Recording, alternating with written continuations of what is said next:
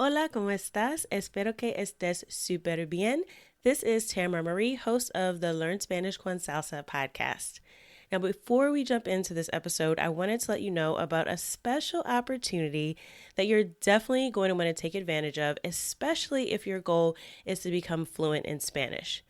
For a limited time only, my team is opening the doors to listeners of the podcast to take advantage of a free language coaching session. Now, in this session, it's not just we're teaching you about verbs or grammar, but we're really going to do a deep dive into what are your goals for learning Spanish, assess where you are on your journey to fluency at the moment, and help you map out a 90-day plan for how you can get to fluency. So we are going to help you take your Spanish to the next level, whether you're afraid of speaking Spanish or you just get a little bit nervous when you're talking to native speakers, or maybe you've got some of the basics down, but you really know that you struggle with getting your Spanish to flow and your listening skills aren't up to par. Whatever it is, even if it is a specific grammar issue, we will help you map out how to tackle that. And normally these sessions do cost, so we are offering a few slots for free. There are limited spaces available and they'll only be open up through the end of the month. So make sure you sign up. Go to SpanishConSalsa.com/coach. That's SpanishConSalsa.com/coach to book your free language coaching session where we will help you map out a 90-day plan to get to Spanish fluency. Okay, let's get started with the episode. This episode of the Learn Spanish con Salsa podcast is brought to you by Yabla.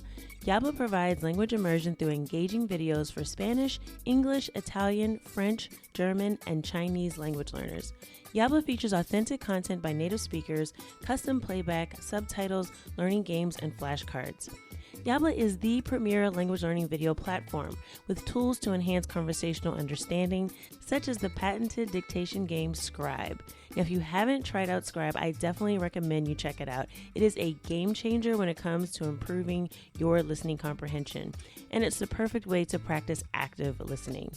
Stream authentic shows and music you enjoy while you learn at the same time. Give Yabla a try today using this special link, yabla.com/salsa.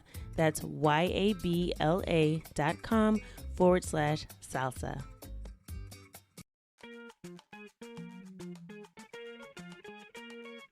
Bienvenidos! Welcome to the Learn Spanish con Salsa podcast, the show for Spanish learners that love music, travel, and culture.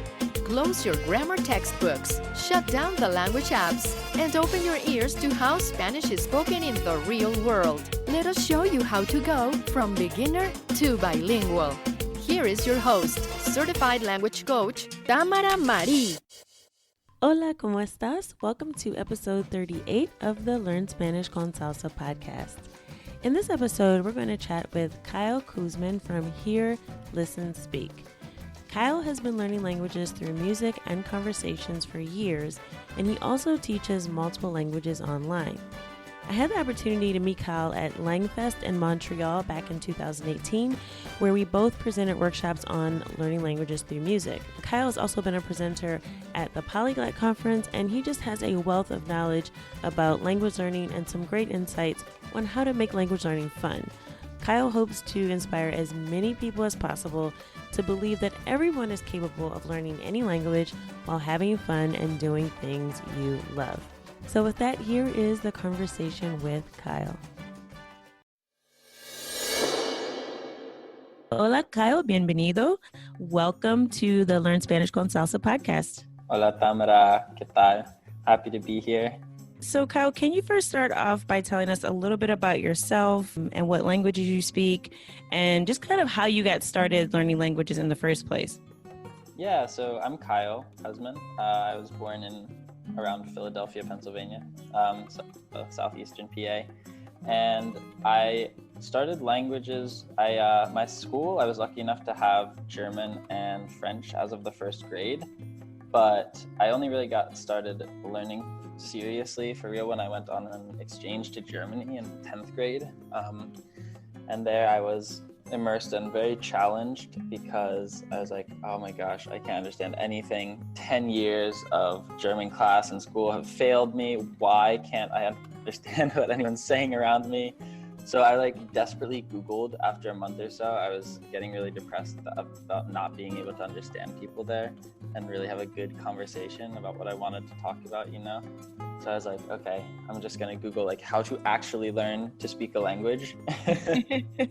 And I stumbled across Fluent in 3 months, Benny Lewis's blog, which is a huge inspiration to me. So I took him very, very seriously and religiously. So I was like, all right, no more English. I cut out all the English from my life. I was like, no more English shows, no more music. I hardly like communicated with friends and family back in the US.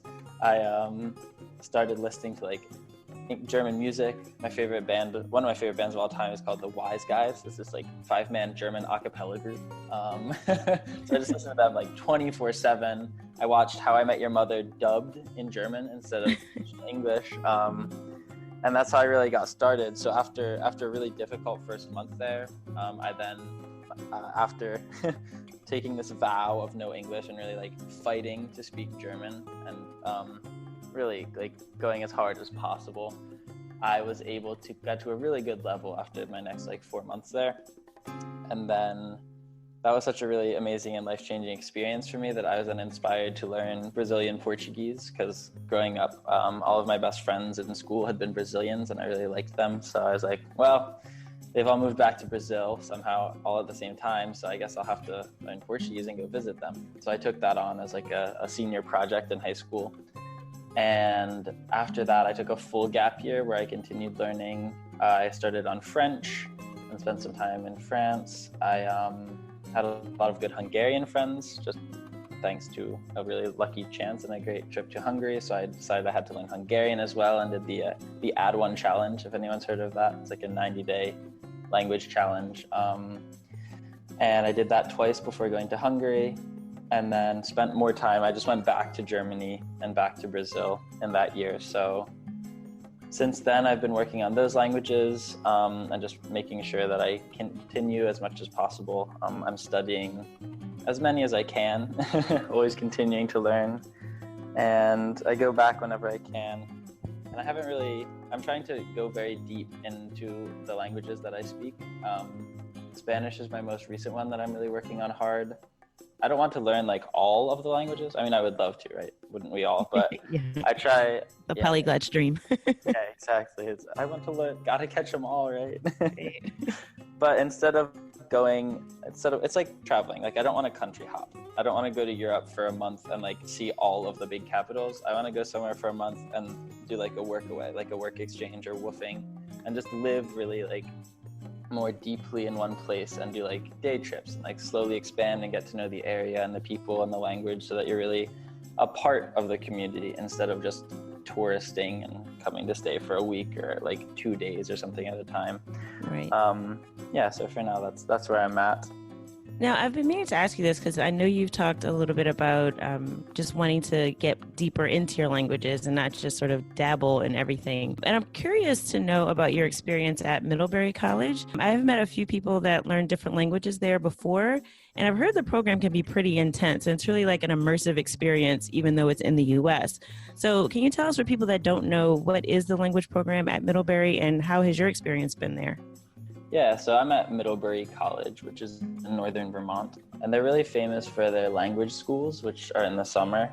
And I actually haven't done one of those because in the summer I'm generally traveling or studying abroad in a different country. So I take languages here just in the academic year in classes, which is pretty different than the language schools in the summer, which are just these, so in the US on Middlebury's campus in Vermont, and also they have a campus in Monterey, California.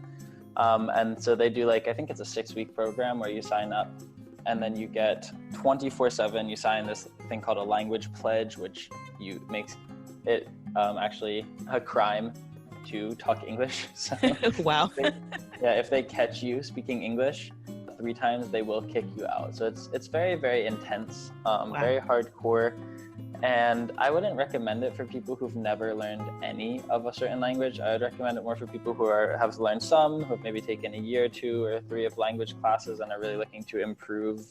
If you don't want to actually go to the other country and have a really more academic, more intensive, like you have, I think maybe like 4 hours of class a day plus homework, and then tons of activities. Like they have everything from designing and building the set and putting on a whole opera performance in German, to like soccer games and concerts and meals and all kinds of activities you can imagine. So trying to give you the full 24/7 immersion experience, but on a college campus in the US. Okay, interesting. Yeah, because I've heard, so you're mentioning it's more for people who have already had some language learning experience. Oh, you can enter with 0. I just wouldn't recommend it having already had the experience of full immersion in Germany and then Brazil and Hungary, because it's really, really, really difficult. Like, don't get me wrong, it's crushing. Like, it's one of the most difficult things I've ever done, but definitely the most valuable as well and the most rewarding, but not for the faint of heart. And it is a lot of time and a lot of energy. It's just incredibly exhausting. I know they have some people who leave the language schools actually because they just burn out emotionally and they just can't handle it anymore. So they'll actually leave and go home or have to talk to a counselor in English. So I appreciate what they do with the language pledge, but it's also very, very hardcore. Sometimes it is good to have a break from full immersion 24/7, you know? Yeah, so it sounds like a basic training in the military for languages. It's such like a boot camp. Yeah. Right. Pretty much, yeah. But I have heard very good things. Like, it's a really amazing experience. You bond with everyone. You learn so much in that time, and you can basically go in and come out conversationally fluent in 6 weeks, which is amazing. Wow. But definitely, like, you need to commit fully for those weeks, and bring your whole self, all of your energy, all of your time. Yeah. Yeah, cool. Well, thanks for that perspective. Because I've heard about it, and I think the one person I know that actually told me about his experience at the program, he was learning Russian, and he said the reason why he went is because he felt like he was at an intermediate level, but he was a little stuck, and he was still making certain mistakes, and so he said that he really appreciated it, but he did say it was tough too. He said, he was almost in tears. I've been there multiple times. Yeah, but it actually helped him overcome all the mistakes he was making in Russian, so he really was fortunate for it. But yeah, pretty intense. Oh yeah, for sure. If you're on the infamous plateau of the intermediate level, right. It's definitely helpful to push you over that bump and really improve. Especially a lot of people do it after taking like 101 level classes. They'll take the summer school, which skips them a full year of language classes in college. So they can replace like a full 200 level of like full year, and then you're qualified for the 300 level, and you can study abroad sooner.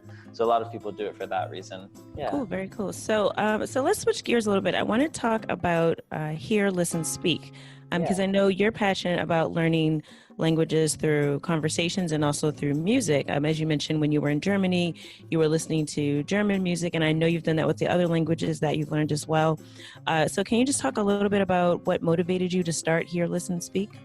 Yeah, of course. So that's a funny story. Actually, I woke up in the middle of the night one time, and I was like, I'm getting to the end of my college career, and so I know that I need to be looking for some kind of steady income source afterwards.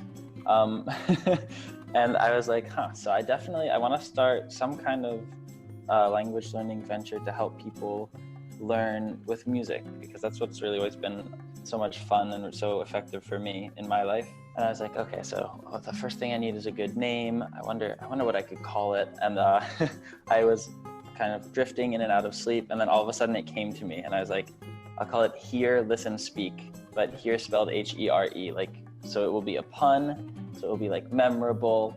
And the story behind that name is like, you have to be here, you have to show up and be present before you can really listen deeply to people and attentively, so that you can truly begin to understand what they're saying. And only after you've completed those 2 steps in that order are you really ready to start speaking well. So that's my philosophy. Like, if you really love a language and you want to learn it and communicate with people who speak it and live and travel in that country, then you're really going to have to listen to a lot of it. You're going to have to hear things that you really enjoy. You're going to have to like dance along, bob your head along, start singing along to your favorite music, watch your favorite kind of like shows and podcasts, YouTube videos, anything that really like incites and inspires you personally. That's what you really should be listening to in the language you want to learn. And the more of that you get, the more excited and fun it will be for you, the quicker you'll learn. and the better you'll be able to speak afterwards. So that's why I started the site. Well, what kind of things can we find if we go to your website? What kind of content are you providing right now? Yeah, so for now, the website's a little sparse because I've been very busy this semester. My Facebook page is a lot more active, so just at Hear, Listen, Speak, HERE. And so I'll share my personal learning process. So my favorite songs, recordings of me, like when I have the lyrics up and I'm learning to sing along, so you can see exactly like what my screen looks like. I use this fantastic app called Musix Match, like Musix with an X, that gives you automatically scrolled lyrics for like so many songs in so many languages, which connects with like Spotify, Apple Music. So that's super helpful so that you can listen to it and hear and see the words at the same time. So I like to put out like little guides of how I do that, and how you can integrate that into your own life and your own language learning. Whenever I'm like learning a new song or a new language or practicing, sometimes I'll just put it up on like Facebook Live so you can follow along and see what I'm doing. Yeah, I just try to kind of share my personal process so that everyone can see how that works for me, and then work on and see how that could be integrated into their own language learning. So my next question is about actually learning pronunciation. So I found that many English speakers that are learning Spanish or other languages, especially with Spanish, they have the false assumption that just because the letters in English and Spanish look the same, that they're actually pronounced the same. Yeah, So, that's a huge problem. yeah, and it can be really difficult to learn pronunciation of letters, especially when we think we already know how they're pronounced when we're reading in Spanish. So what's the best way to break that pattern? And how have you found that learning languages through music really helps to improve pronunciation? Yeah, really good question. So that's a huge struggle for everyone when you're learning a language with the same alphabet and they use different letters for different sounds, and some of the letters are totally silent and don't make any sense, and then people will talk really fast and it'll sound totally different, like unlike anything you've ever heard, just this random jumble of foreign sounds just coming at your ears super fast.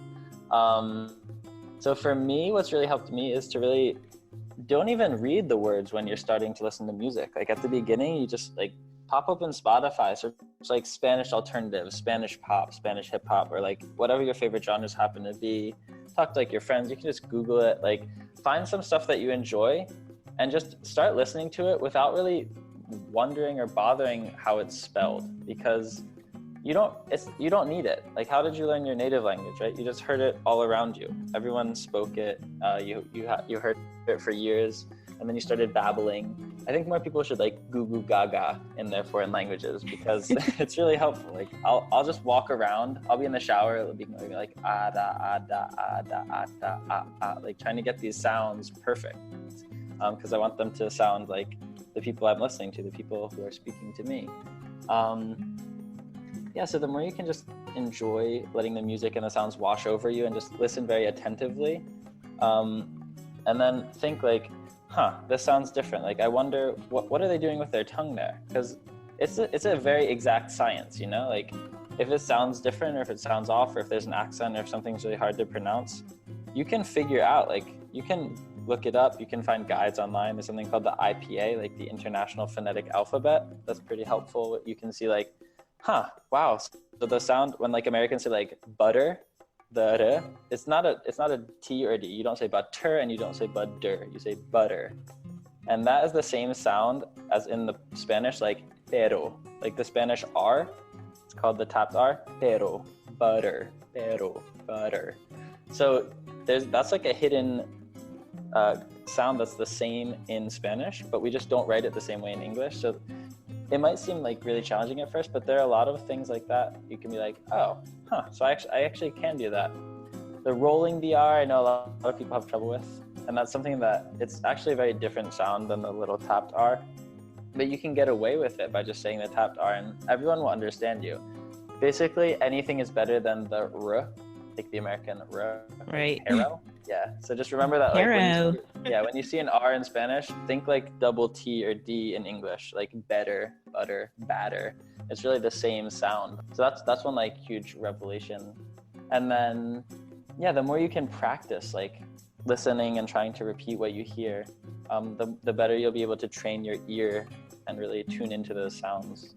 So would you say that because I know you're a musician, right? So I know I've seen you play Yeah. guitar, and I've also met some other folks that I've interviewed on this podcast that learn languages through music, and they are also musicians or vocalists. But what do you say for people like me who do not have a good singing voice, who are not musicians, who may go to your Facebook and see you singing along and go, "Wow, that's really cool for Kyle, but I can't sing, and I don't know how to play the guitar," right? What would you say for those of us who are more, music novices, for how we can approach it? Like, is it something we should still try out, even if we don't feel like we're confident in our musical abilities? Oh yeah, good question. I think everyone should just do this for fun if they enjoy music. Like, whenever you find a song you enjoy and you want to dance to it, you want to maybe sing along to it, just do it in the shower, do it in your car, do it when you're not around other people. This is for you. Like, you're not learning to perform. You're learning just to have fun and enjoy yourself. Like, yeah, I do strum along and I sing along with my playing, but that's not really the motivation for you. The motivation is just really loving the music I hear and wanting to sing along. So yeah, the most important thing is just like, this is for you. You're not doing this to be around people. Like, you're not doing it to be a beautiful, like, perfectly trained opera singer. You're just doing it to enjoy jamming along with your favorite music in another language, and just let that experience and let that fun help you to really work your mouth and your tongue and your lips around these new sounds that are different from the ones in your native language. Yeah, and that was kind of my secret too. Like, when I because I don't have a great singing voice, but when I was in the car, oh yeah, I'd be singing. No one else is. Oh, yeah. Nobody else can hear me. And it actually did improve my pronunciation without me even recognizing it. And I didn't notice until people would say to me, like, "Oh, where are you from?" And I'd say, "Oh, I'm from the U.S." They go, "But no, where's your family from?" And I'd say, "Well, from the U.S." They go, "But okay, so, but you don't have no one in your family is like from Dominican Republic or from Puerto Rico?" No, and they're like, "But why do you have this accent? Because you don't talk like an American." And I would always take that as a compliment. Oh yeah, that's a huge compliment. Yeah, but it didn't come from me studying the IPA or learning, pronunciation secrets or anything. It literally just came from me listening to music that I loved, singing along with my horrible singing voice when no one was watching. And but it is true. It kind of naturally helps you. And I'm all for ways about learning that are natural and don't feel like you're in school. Exactly. Yeah, so that's like my site's tagline. Is like, language learning should be personal, natural, and fun. Like, if you're doing anything that feels like work or feels like studying or schoolwork, just don't do it. Like, if you don't enjoy what you're learning, if you don't enjoy the music or something, just change it up. Like, find something new, find something that really excites and inspires you. Like, you can make a new playlist, explore other people's playlists, leave it to the side, maybe come back later. But yeah, that's a really good point. Like, none of this is really conscious, right? Like, if you're really trying super hard, it might actually be hurting you, because you're gonna be like stressed, like, oh man, did I nail it yet? Like, am I getting it perfect? But really, you should just be kind of like jamming out and just allowing the learning to happen by having fun and trying to like practice singing along with the favorite chorus of your favorite song. Right, definitely. And definitely I always recommend the chorus too, because it has a lot of repetition. So you hear the same words and same sounds over and over again. Oh yeah, repetition and rhymes are my jam. Like, they're the best way and the most fun way to learn any language, anything really. Like, if you need to remember something, make that into a rhyme and start repeating it to yourself. Put it to a beat, set that to music. Okay, and so switching gears a little bit. Now, I always like to ask us this question because, like you talked about, language learning is about, being able to communicate with people, not performing. And I really believe like getting over the fear of making mistakes or saying the wrong thing is crucial to really getting better when you're learning a language. Yeah, and I think sometimes for listeners, hearing about other people's experiences can really help them see that, everyone goes through it and it's really part of the language learning journey. So with that said, can you tell us a story about your funniest or most embarrassing moment learning languages, whether it's something funny you said or something misunderstood? There are far too many. Yeah, so probably the one that always comes to mind is this one time I was in Brazil. So I had just shown up in Brazil.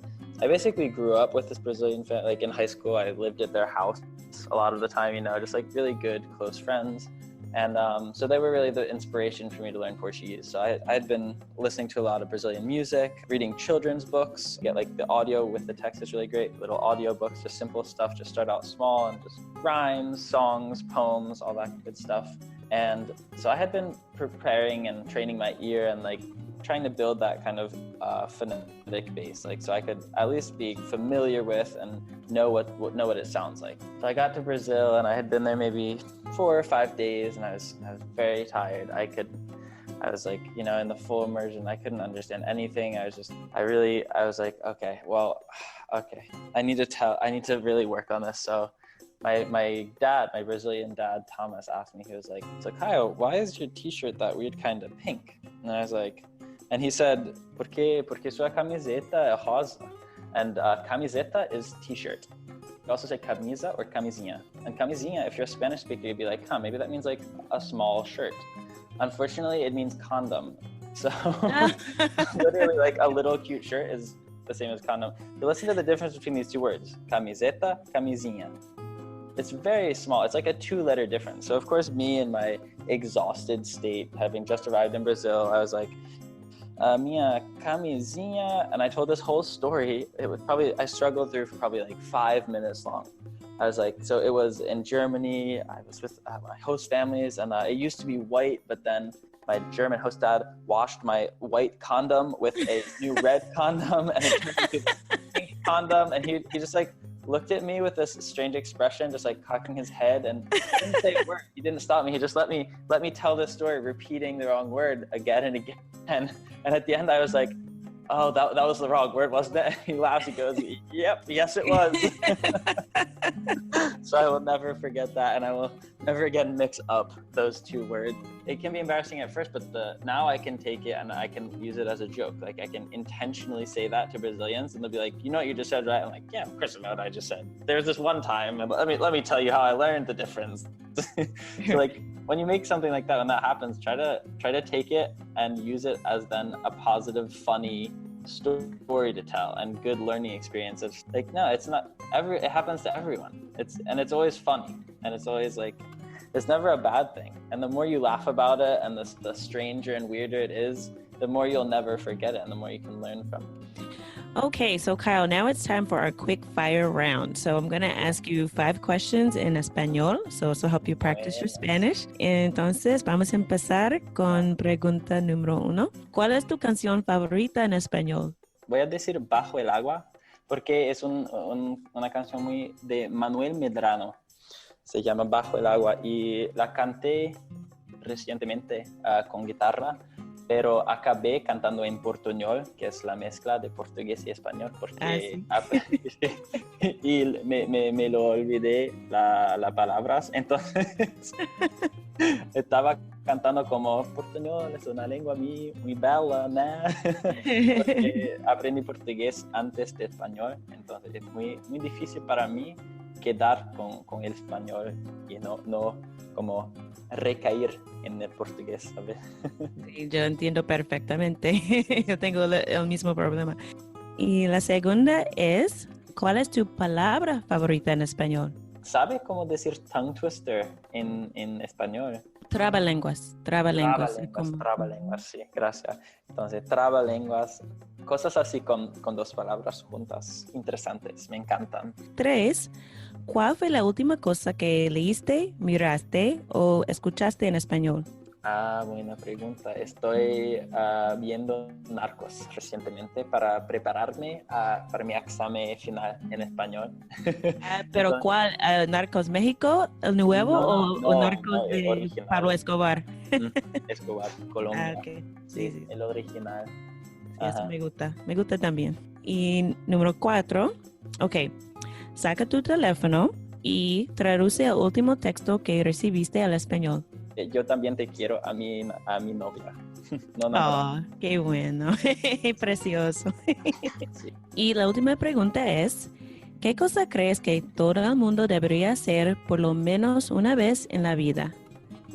Buena pregunta. Aprender por lo menos una otra lengua que no sea su lengua materna. Porque puedes decirme que la ciencia de raquetas o cual que sea, es el sujeto más difícil del mundo, más complicado, pero todavía está en inglés, ¿no? Está en su lengua materna o en alemán, lo que sea. Pero creo que aprender una otra lengua es básicamente, tiene que pensar y exprimirse de otra manera, ¿no? Entonces es una cambia básica de su vida. Es muy diferente de ver luchar con estas, cómo voy a decir y cómo voy a exprimir las cosas más básicas y más importantes en mi vida en una otra lengua. Entonces, sí, para mí es de lejos es el más importante. Gracias, Kyle. Thank you for participating in the quickfire round. So as we wrap up, do you have anything coming up that you want to let everyone know about and let folks know how they can reach out to you on social media? Oh, yeah. So on Facebook, I'm just at Hear, Listen, Speak, again, HERE. And then you can find me on like Instagram at Kyle Kuzman. That's KUZMAN. That's my last name.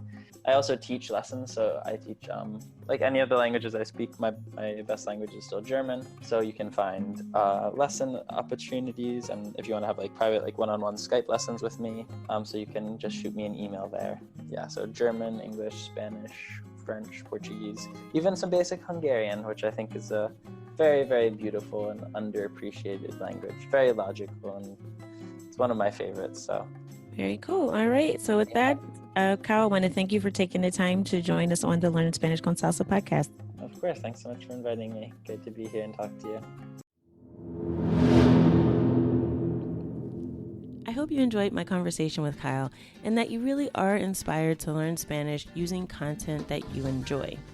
My goal with interviews like this is to inspire you so that no matter where you are in your language learning journey, you remember that it is possible for you to reach fluency. My number one takeaway from Kyle was how important it is to really have fun while you're learning languages, not to take yourself so seriously. And also, I like his emphasis on paying attention to the sounds that you hear and not necessarily the letters that you see. Because sometimes reading leads to pronunciation errors when we're not exactly sure how the sounds of the language that we're learning should sound, right? So I really like his emphasis on listening and paying attention to the sounds. And don't forget, if you want to find some content that's fun and interesting for Spanish language learners like you, you can find anything from TV series to music to travel videos and more on the site Yabla. So check out yabla.com/salsa to try out the service for free. That's yabla.com/salsa. So that's it for this episode of the podcast. Next week, I'll be interviewing Andrea Alger from Spanish Land School. And we'll be talking about 3 things you need to do if you really want to get to the next level with your Spanish. So if you're at that infamous intermediate plateau and you want to get to the advanced level with your Spanish, or if you're stuck at the beginner level and you want to get firmly into the intermediate level of Spanish, you won't want to miss this next episode. So make sure you hit the subscribe button so you'll be the first to know when the next episode of the podcast is available. Y la entrevista con Andrea es 100% en español. As always, I hope something you heard today will take you one step closer on your journey from Spanish beginner to bilingual. Que tengas un buen día. Adiós. Thank you for listening to the Learn Spanish con Salsa podcast at learnspanishconsalsa.com.